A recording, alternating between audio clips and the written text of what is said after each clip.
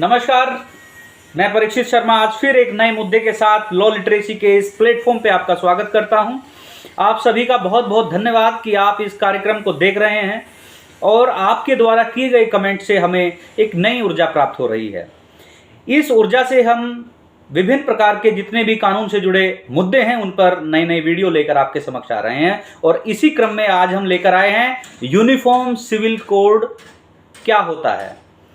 हमने इसके विषय में 3 क्वेश्चन निर्धारित किए हैं कि यूनिफॉर्म सिविल कोड क्या है, भारत के संविधान में यूनिफॉर्म सिविल कोड को लागू करना किसकी जिम्मेदारी है और किन देशों में यूनिफॉर्म सिविल कोड लागू है। इन तीनों क्वेश्चन पे बात करेंगे। तो सबसे पहले बात करते हैं कि समान नागरिक संहिता यानी यूनिफॉर्म सिविल कोड का क्या अर्थ होता है। तो होता क्या है, तो भारत में रहने वाले हर नागरिक के लिए एक समान कानून होना, चाहे वह किसी भी धर्म का हो, किसी भी जाति का हो, उसके लिए समान कानून होगा। तो इसमें शादी हो, तलाक हो, जमीन जायदाद के बंटवारे हों, सभी धर्मों के लिए एक ही कानून होना चाहिए। ये यूनिफॉर्म सिविल कोड का एक मतलब है, डेफिनेशन का उसका एक कानूनी अर्थ है।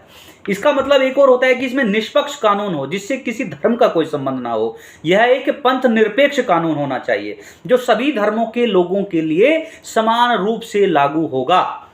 यूनिफॉर्म सिविल कोड लागू होने से हर मजहब के लिए एक जैसा कानून आ जाएगा, यानी मुस्लिमों को अपने धर्म के अनुसार जो अधिकार प्राप्त हैं, हिंदुओं को अपने धर्म के जो अनुसार जो अधिकार प्राप्त हैं, पारसियों को प्राप्त हैं, जैन को प्राप्त हैं या अन्य किसी और धर्म को, ईसाइयों को प्राप्त हैं, उनका सबका इन मामलों का निपटारा अपने पर्सनल लॉ के अधीन अभी फिलहाल कर रहे हैं। लेकिन इस कानून के आने के बाद में, यूनिफॉर्म सिविल कोड के आने के बाद में, सबके जितने भी पर्सनल लॉ हैं, सिविल लॉ हैं, चाहे उसमें हिंदू हो, सिख हो, जैन हो या बौद्ध होते हैं, संविधान में सभी को लागू करना जिम्मेदारी हो जाएगी। अब ये लागू कौन से आर्टिकल में होता है, तो आर्टिकल 44 के तहत ये राज्य की जिम्मेदारी है कि ये वो अपने राज्य में इसको लागू कराए। इसे लेकर एक बहुत बड़ी बहस चलती रहती है, लेकिन ये आज तक लागू नहीं हो पाया।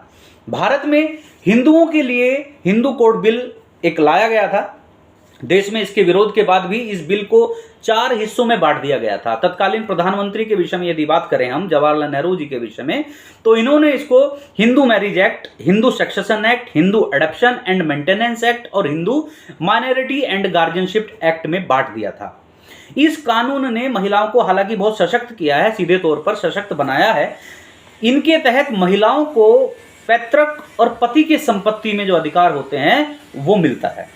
इसके अलावा अलग अलग जातियों में के जो लोग हैं उनको एक दूसरे से शादी करने का अधिकार है, लेकिन कोई व्यक्ति एक शादी के रहते दूसरी शादी नहीं कर सकता है। मुस्लिम पर्सनल लॉ के विषय में यदि हम बात करें तो उनका जो बोर्ड है, मुस्लिम पर्सनल लॉ बोर्ड, देश के मुस्लिमों के लिए मुस्लिम पर्सनल लॉ बोर्ड बनाया गया है। इसके लिए इसके जो लॉ हैं, इसके जो अंतर्गत आते हैं, उसमें शादीशुदा मुस्लिम पुरुष अपनी पत्नी को महज 3 बार तलाक कहकर तलाक दे सकता था। हालांकि मुस्लिम पर्सनल लॉ में तलाक के और भी तरीके दिए गए हैं, लेकिन उनमें से 3 बार तलाक कहना एक प्रकार का तलाक माना जाता था। हालांकि उसमें अभी अमेंडमेंट हुआ है, जिसे कुछ मुस्लिम विद्वान शरीयत के खिलाफ भी बताते थे। तलाक के बाद अगर दोनों फिर से शादी करना चाहते हैं तो महिला को पहले किसी अन्य पुरुष के साथ शादी करनी होती है। उसके बाद वहाँ पर उसको कुछ दिन रहना होता है। इस प्रोसेस को भी हमने देखा था और इसके ऊपर भी बहुत गहन चर्चा और बातचीत हुई थी। इन लॉ में या इन पर्सनल लॉ में जिस तरीके की ये बातें कही गई हैं, इनको मद्देनजर रखते हुए इनको किनारा देने के लिए यूनिफॉर्म सिविल कोड की हमेशा मांग होती है। यहाँ पर हमने देखा है कि मुस्लिम लॉ में किसी प्रकार का मेंटेनेंस की भी यदि बात होती है तो उसमें कई बार एलिमनी की जब छोड़ा जाता है पत्नी को तो बात नहीं होती, केवल मेहर की रकम अदा करने के बाद ही वो उसको छोड़ सकता है। हालांकि 3 तलाक पर यदि हम बात करें तो अब पाबंदी लग चुकी है और 3 साल की सजा का भी उसमें प्रावधान आ गया है। अब क्वेश्चन ये आता है कि क्यों है देश में इस कानून की आवश्यकता, यूनिफॉर्म सिविल कोड की आवश्यकता क्यों है। तो अलग अलग धर्मों के अलग अलग कानून से न्यायपालिका पर बोझ पड़ता है। समान नागरिकता संहिता लागू होने से इस परेशानी से एक निजात मिल सकता है और अदालतों में वर्षों से लंबित पड़े मामलों के फैसले जल्द सामने आ सकते हैं।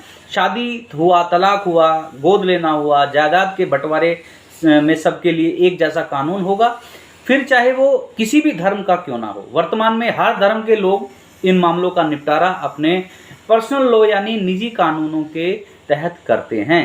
सभी के लिए कानून में एक समानता से देश में एकता बढ़ेगी, और जिस देश में नागरिकों में एकता होती है, किसी प्रकार का वैमनस्य नहीं होता है, वह देश तेजी से विकास के पथ पर आगे बढ़ता है।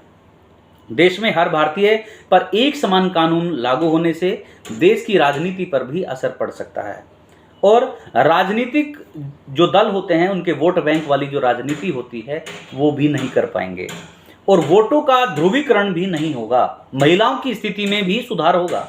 समान नागरिक जो संहिता है यदि वो लागू हो गई है या लागू हो जाए तो भारत की महिलाओं की स्थिति में 101% सुधार आएगा। कुछ धर्मों के पर्सनल लॉ में महिलाओं के अधिकार बिल्कुल सीमित हैं, जैसे अभी हमने मुस्लिमों में देखा। इतना ही नहीं, महिलाओं का अपने पिता की संपत्ति पर अधिकार और गोद लेने जैसे मामलों में भी एक समान नियम नहीं है। लेकिन यदि ये लागू हो जाते हैं तो एक समान नियम लागू हो जाएंगे। इन देशों में कौन कौन से देश हैं उनके विषय में बात करते हैं तो सिविल कोड लागू है। एक तरफ भारत है जहां पर समान नागरिकता संहिता को लेकर एक बहुत बड़ी बहस चल रही है, वहीं दूसरी ओर पाकिस्तान में, बांग्लादेश में, मलेशिया में, तुर्की में, इंडोनेशिया में, सूडान में और इजिप्ट जैसे कई देशों में इस कानून को अपने यहाँ लागू पहले से ही कर चुके हैं। तो हमारे यहाँ पर केवल बहस ही चलती रहती है और उसको एग्जीक्यूट नहीं कर पाते हैं।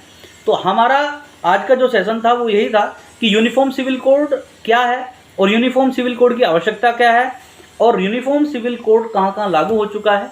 तो यदि आपको ये वीडियो पसंद आई हो तो आप इसको शेयर जरूर करें और हमारे चैनल को सब्सक्राइब भी करें। नमस्कार।